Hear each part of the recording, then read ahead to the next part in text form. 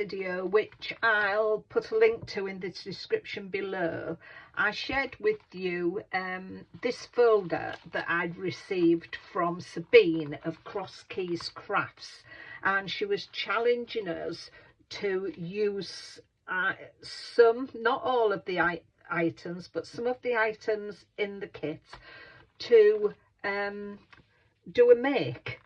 And I've come on now to show you what I am making. Some time ago I bought some embroidery hoops from the range, I think, or the works, and I've been wondering what to do with them. So I've started with this one. So I started with the hoop. I was going to make something for the wall in my craft room, and I thought I'm going to do a shaker element as well. It just lent to shaker for some reason. So I've put on a 4-inch circle of acetate, and I've run some string around it with a glue gun, and I've also taken a circle from one of the papers, so that is going to go on there. In the kit there was a stamp set, and the stamp set included this bird and these butterflies. So I stamped them and heat embossed them in gold embossing powder, and then I've coloured them in with my marker pens. So what my intention is to lay them around here, put my shaker elements, which was these iridescent sequins, pop some of them in there, pop that on there, and then pop my bird on there. And then we had some wooden laser cut elements, and one of them was a butterfly, and I've inked that up and heat embossed it with some enchanted gold embossing powder, and I did it three times, I think I did it, so it gives it some nice dimension. And I'm going to stick that on there. So let's put that together, and I'll come back and show you the finished project. So this is the finished project. In the end, I didn't put the shakers in. I did put them in, and I had a look, and I thought, no, it's taken away from the rustic feel that I wanted. I then thought about putting the pearls around, and that didn't look good either. It just took it away from the gold and the rusticness of it that I want. So I'm going to leave it at there. If you've got any ideas, pop them in the comments. Let me know what you think of it. But I'm quite happy with that. I've never done anything of this kind of thing before with a hoop or anything like that. So I'm quite happy with how it's turned out. I like the rustic feel of it. And I think when I pop it on my wall, it will look good. So I'm going to do another project with the same kit. So keep watching the video and that will come up. So this is my second make using the lovely items from Sabine that she sent with the challenge. And for this one, I've taken a 10 by 7 inch card and I've scored it at 5 to give me a 5 by 7. I've then taken a piece of blue card measuring 4 3/4 by 6 3/4, and then some white card which is 4 1/2 by 6 1/2, and that's my mat and layer for the front of the card. I've taken the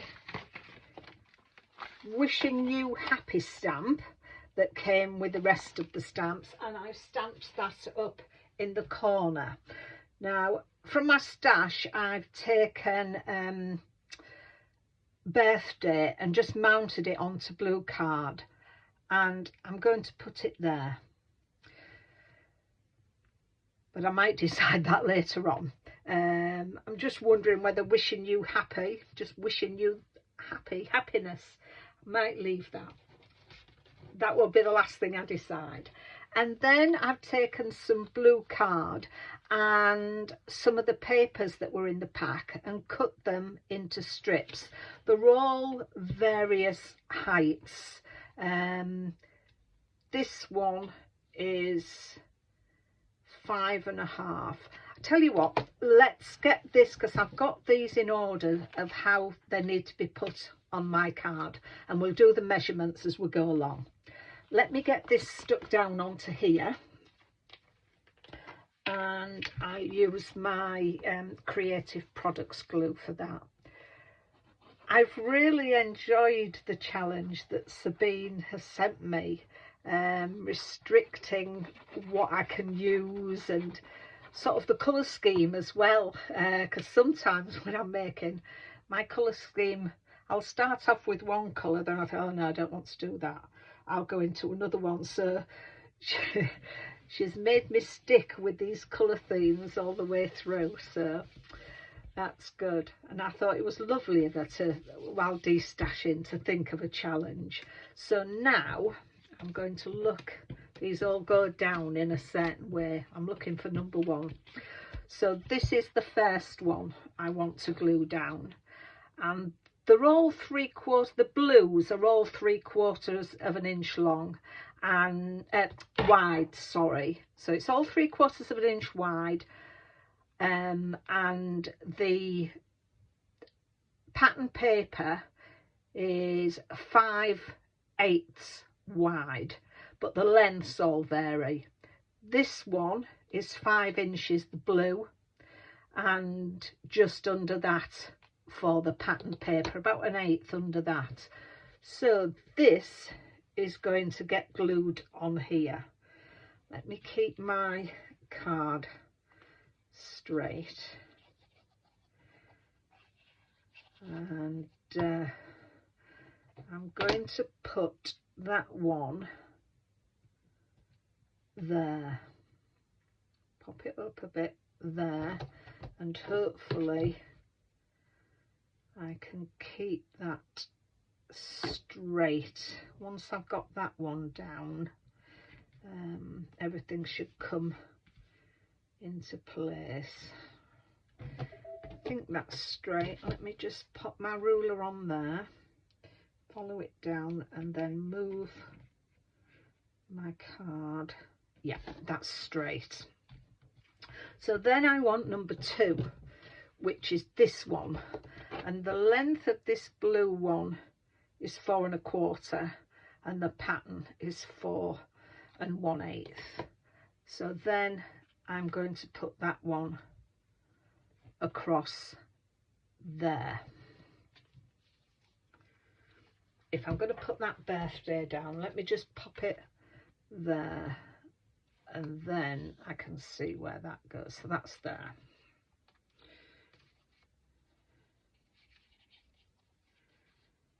Again, use my glue for that, and that is going to go across there. Then I need number 3, and the length of the blue one for this is 5 1/4, and the pattern paper is 5 1/8, and I'm going to put that one there. Again, I'm just gluing this straight onto the card. If you wanted, you could do you could put it onto dimension, but because we're building this up, I think it would be too much, for me, too much dimension, I think. So then I want number 4, and the length of that one is 4 inches, and the pattern paper is just 1/8 of an inch under that, and that one is going to go there, pulling that in a bit.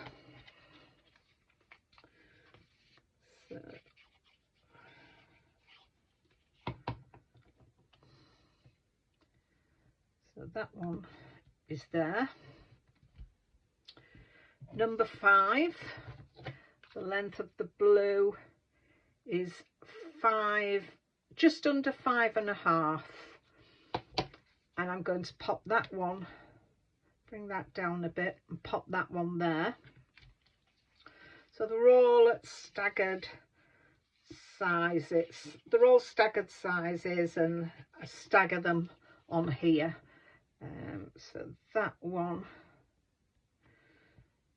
I'm going to put in there, and then last but not least, the 6th one is the blue is 4 3/8, and the pattern paper just slightly under that, and that one is going down there. Oops, nearly lost it. I hope you go over to Sabine's channel. I'll put that in the links below. Go and look at some of the fabulous makes that she does. They're really good. So let me just have a look at that. Yeah, I think I want to put that on there, and I'm not going to put it onto any dimension because it will take it away from that, the sentiment there. So I'm just going to put that there, and then last, for down at the bottom we got the wooden elements, and I'm going to take these out of here, and I'm going to save these because these will come in handy to make little elements on cards, because with you can, as I'm going to do with this, heat emboss ink onto it. So that's what I'm going to do with this, and that's going to go on there. And then I'm going to finish it off. We got some pearls, and I'm going to finish it off with pearls in the corner. So let me get my elements together, and I'll show you how I'm going to heat emboss this. So I've got my things together. So first of all, I'm going to take the wooden element, or MDF, however it's made, just pop it into my ink, and then sprinkle it with my silver powder. Where are, there you are, there are my tweezers. Well, let me put that onto my silicone mat, and then put the silver powder back in there. Get my pokey tool to hold things, and get the heat gun going. This is going to be noisy, so I'm going to mute it. So that is one coat. So I'm going to, that's cooled off a little, so I'm going to pop it back into my ink.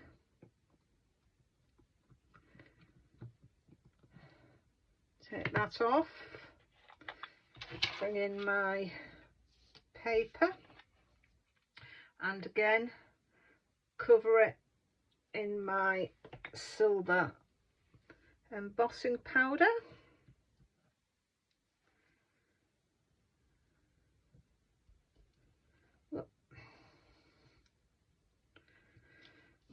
Put that on there,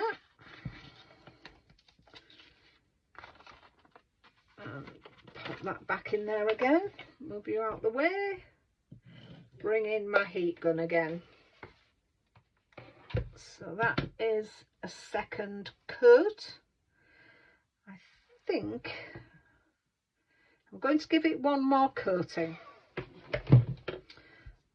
and I'm very happy with how that's turned out. So there we have our silvered elements. Let me clear the decks and we will do the final touches on the card. So to finish the card, I'm just going to go over the back of here with my glue, using my precision tip. I really do like the effect that heat embossing has on sort of wooden elements, and just wondering which way to put it up. I think I'll pop it like that, not particularly up or down, but at an angle, quite like that. And then I'm just going to pop my beads, the pearls should I say, along here and up there, and I think, tell you what, will they go that way? No, I will pop them across. So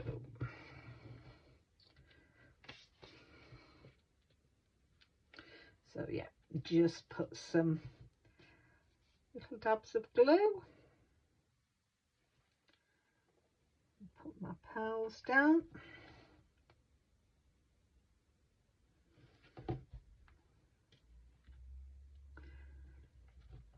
as I said earlier, this has been a fabulous challenge. I couldn't wait to get started with it, and just keeping to what we've been given, it is quite a challenge. And sort of holding back from using everything. But I hope you like what I've done with it, Sabine. I thought it was very generous of you to do that, to send it out to us. I'm looking forward to seeing what other people make. I do love that. It's surprising, you get more or less the same things, but the difference that you make with it. So there we have the finished card. Let me bring in my other make, and there we are. They're my two makes for Sabine's giveaway challenge. So I hope you've liked watching the process of doing these. Thank you once again, Sabine. It's been wonderful. So I'll leave all the links to Sabine's YouTube channel in my description below. Look out for all the other ladies that have got this pack from Sabine. I'm sure if you go onto Sabine's site, she will look at them when they go up and perhaps share them. So until the next time, thank you very much for watching. Take care of yourselves, and I'll see you soon. Bye for now.